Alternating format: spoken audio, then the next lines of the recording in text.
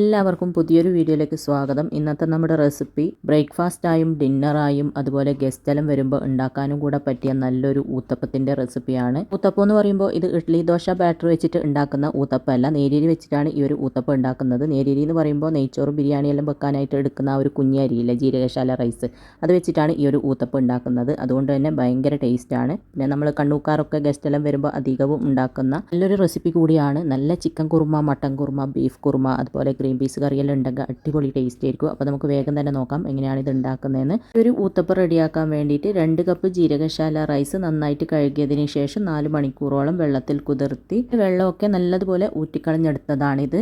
വെള്ളം നന്നായിട്ട് തന്നെ ഊറ്റിക്കളയുക, ഒട്ടും വെള്ളം വേണ്ട. നമ്മളിത് തേങ്ങാപ്പാലിലാണ് അരച്ചെടുക്കുന്നത്. നമുക്കിതിലേക്ക് 1/2 കപ്പ് ചോറ് ചേർത്ത് കൊടുക്കാം. നമ്മൾ ഏത് കപ്പിനാണോ അരി അളന്നെടുത്തിന് ആ ഒരു കപ്പിന് തന്നെ 1/2 കപ്പ് ചോറ് ചേർത്ത് കൊടുക്കുക. 2 കപ്പ് അരിക്ക് 1/2 കപ്പ് ചോറാണ് ചേർത്ത് കൊടുക്കുന്നത്. പിന്നെ എടുക്കുന്ന സമയത്ത് വൈറ്റ് ചോറ് തന്നെ എടുക്കാൻ നോക്കുക, അന്നേരമാണ് ഈ ഒരു അപ്പത്തിന് നല്ല കളർ ഉണ്ടാവുക.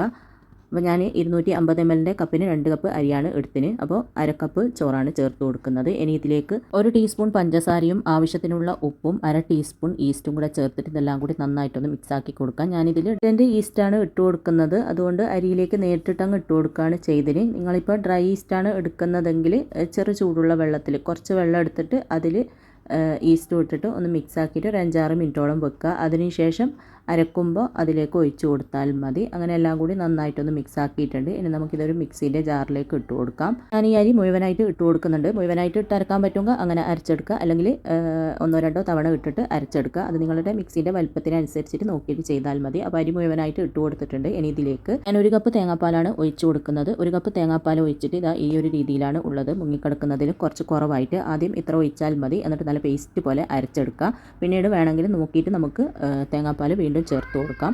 അപ്പോൾ ഇതാ അരി നല്ല പേസ്റ്റ് പോലെ അരച്ചെടുത്തിട്ടുണ്ട്. ഈ ഒരു രീതിയിൽ അരച്ചെടുത്തതിന് ശേഷം ഒരു ബൗളിലേക്ക് ഒഴിച്ചു കൊടുക്കാം. പിന്നെ ബൗൾ എടുക്കുമ്പോൾ കുറച്ച് വലിയ ബൗൾ തന്നെ എടുക്കുക. ഇത് പൊങ്ങി ഡബിൾ സൈസായി വരും. മുഴുവനും ബൗളിലേക്ക് ഒഴിച്ചു കൊടുത്തിട്ടുണ്ട്. ഒട്ടും തരിയില്ലാതെ നല്ല പേസ്റ്റ് പോലെയാണ് കേട്ടോ അരച്ചെടുത്തിട്ടുള്ളത്. ഈ ഒരു രീതിയിൽ അരച്ചെടുക്കുക. ഇതിപ്പോൾ കുറച്ച് തിക്കായിട്ടാണ് ഉള്ളത്.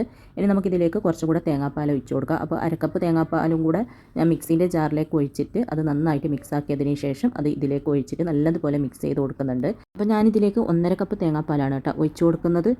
അരക്കുമ്പോൾ 1 കപ്പ് ഒഴിച്ചു കൊടുത്ത് പിന്നെ ഇപ്പോൾ 1/2 കപ്പ്, അങ്ങനെ 1/2 കപ്പ് തേങ്ങാപ്പാലാണ് ഒഴിച്ചു കൊടുത്തിന്.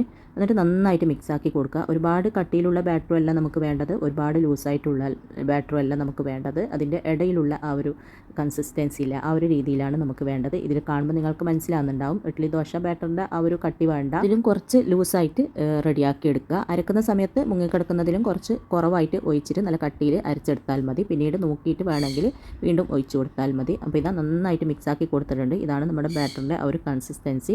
ഇനി ഇതൊന്ന് അടച്ചിട്ട് പൊങ്ങി ഡബിൾ സൈസായി വരാനായിട്ട് നമുക്ക് മാറ്റി വെക്കാം. ഒരു 3-4 മണിക്കൂർ കൊണ്ട് നന്നായിട്ട് പൊങ്ങി ഡബിൾ സൈസായി വരും. ചൂടൊക്കെ ആണെങ്കിൽ പെട്ടെന്ന് തന്നെ പൊങ്ങി കിട്ടും, 3 മണിക്കൂറിനുള്ളിൽ തന്നെ പൊങ്ങി കിട്ടും. തണുപ്പൊക്കെ ആണെങ്കിൽ ഒരു 5-6 മണിക്കൂറൊക്കെ ആവും പൊങ്ങി കിട്ടാൻ. അപ്പോൾ അത് നിങ്ങൾ നോക്കിയിട്ട് ചെയ്താൽ മതി. അങ്ങനെ ഇതാ ഒരു 4 മണിക്കൂറിന് ശേഷം ഞാനിതൊന്ന് തുറന്നിട്ടുണ്ട്. നന്നായിട്ട് തന്നെ പൊങ്ങി ഡബിൾ സൈസായി വന്നിട്ടുണ്ട്. ഇനി നന്നായിട്ടൊന്ന് ഇത് മിക്സാക്കി കൊടുക്കാം. പിന്നെ ഞാൻ കുറച്ച് ക്യാരറ്റ് ഗ്രേറ്റ് ചെയ്തെടുത്തിട്ടുണ്ട്. അതുപോലെ തന്നെ കുറച്ച് മല്ലിയിലയും കട്ട് ചെയ്തെടുത്തിട്ടുണ്ട്. ഇത് നമുക്ക് ഇതിൻ്റെ മുകളിലിടാൻ ആവശ്യമുണ്ട്. അപ്പോൾ ഇതുപോലെ നന്നായിട്ടൊന്ന് മിക്സാക്കിയതിന് ശേഷം നമുക്ക് ഈ ഒരു ഊത്തപ്പം ചുട്ടെടുക്കാം.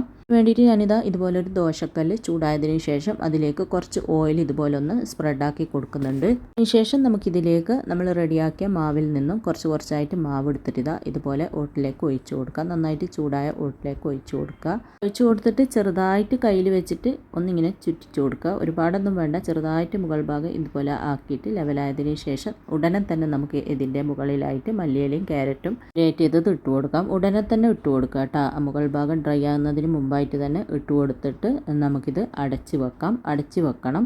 തീ ഒരു മീഡിയം ഫ്ലെയിമിൽ വെച്ചിട്ട് ഇത് ചുട്ടെടുത്താൽ മതി. കൂടെ ചൂടായതിന് ശേഷം തീ ഒരു മീഡിയം ഫ്ലെയിമിൽ വെക്കുക, അല്ലെങ്കിൽ അടിഭാഗം കരിഞ്ഞു പോകും. പിന്നെ ഇത് പെട്ടെന്ന് തന്നെ റെഡിയായി കിട്ടും കേട്ടോ. ഒരുപാട് ടൈമൊന്നും വേണ്ട, പെട്ടെന്ന് തന്നെ മുകൾ ഭാഗമൊക്കെ സെറ്റായി എന്ന് കാണുമ്പോൾ നമുക്ക് മുടി മാറ്റിയിട്ട് എടുക്കാം. ഇത് മറിച്ചിടേണ്ട ആവശ്യമൊന്നുമില്ല.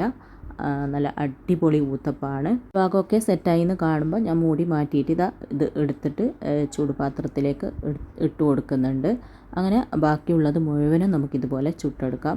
നിങ്ങൾക്കിപ്പോൾ ഇതിൻ്റെ മുകളിൽ മല്ലിയിലയും ക്യാരറ്റും ഇടാൻ ഇഷ്ടമില്ല എന്നുണ്ടെങ്കിൽ, മക്കളൊന്നും കഴിക്കുന്നില്ല എന്നുണ്ടെങ്കിൽ ഇതിടാതെയും ഇത് റെഡിയാക്കാം. പിന്നെ മുഴുവനും ഇപ്പം ചുടണ്ട, പിന്നീട് ബാക്കി ചുട്ടാൽ മതി എന്നെല്ലാം ഉണ്ടെങ്കിൽ ബാക്കിയുള്ള ബാറ്റർ എടുത്തിട്ട് ഫ്രിഡ്ജിൽ വെച്ചിട്ട് ആവശ്യാനുസരണം എടുത്ത് ചുട്ടെടുക്കാം. 2 ദിവസം വരെയൊക്കെ കേടുകൂടാതെ നമുക്ക് ആവശ്യാനുസരണം ചുട്ടെടുക്കാനായിട്ട് പറ്റും. അപ്പോൾ ഇതാ ബാക്കിയുള്ളതും ഞാൻ സെയിം രീതിയിൽ തന്നെ ചുട്ടെടുക്കുന്നുണ്ട്. ഇത് നമ്മൾ ചുട്ടെടുക്കുമ്പോൾ ബാക്കിയുള്ള ബാറ്റർ ഒന്ന് മിക്സ് ചെയ്തതിന് ശേഷം വേണം കേട്ടോ ഇതുപോലെ കോരി ഒഴിക്കാൻ.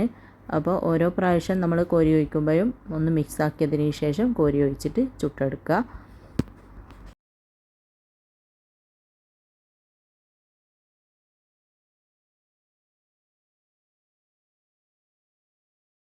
അങ്ങനെ ഊത്തപ്പം മുഴുവനും ചുട്ടെടുത്തതിന് ശേഷം ഞാനിതാ ചൂടോടെ തന്നെ സെർവിങ് പ്ലേറ്റിലേക്ക് മാറ്റുന്നുണ്ട്. നിങ്ങളെല്ലാവരും ഈ ഒരു ഊത്തപ്പം ഉണ്ടാക്കി നോക്കുക. നല്ല അടിപൊളിയായിട്ടുള്ള ഊത്തപ്പമാണ്.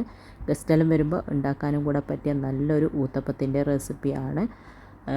നല്ല ചിക്കൻ കുറുമ, മട്ടൻ കുറുമ, അതുപോലെ തന്നെ ഗ്രീൻ പീസ് കറി, ബീഫ് കുറുമ, ബീഫ് കറി, അങ്ങനെ എല്ലാത്തിൻ്റെ കൂടെയും അടിപൊളി രുചിയാണ്. ഞാനിതിൻ്റെ കൂടെ ഗ്രീൻ പീസ് കറിയാണ് ഉണ്ടാക്കിയത്. രാവിലെ ബ്രേക്ക്ഫാസ്റ്റിനെല്ലാമാണെങ്കിൽ ഗ്രീൻ പീസ് കറീൻ്റെ കൂടെയെല്ലാം നല്ല ടേസ്റ്റാണ്. ഗസ്റ്റെല്ലാം വരുമ്പോൾ ഉണ്ടാക്കാനെല്ലാം പറ്റിയ അടിപൊളി റെസിപ്പിയാണ്. അപ്പോൾ എല്ലാവരും ഉണ്ടാക്കി നോക്കുക. എന്നിട്ട് ഇഷ്ടമായ അഭിപ്രായം പറയാൻ, ലൈക്ക് ചെയ്യാനും ഷെയർ ചെയ്യാനൊന്നും മറക്കരുത്. അപ്പോൾ ഇൻഷാ അല്ലാഹ് അടുത്ത പുതിയ റെസിപ്പിയുമായിട്ട് നമുക്ക് വീണ്ടും കാണാം.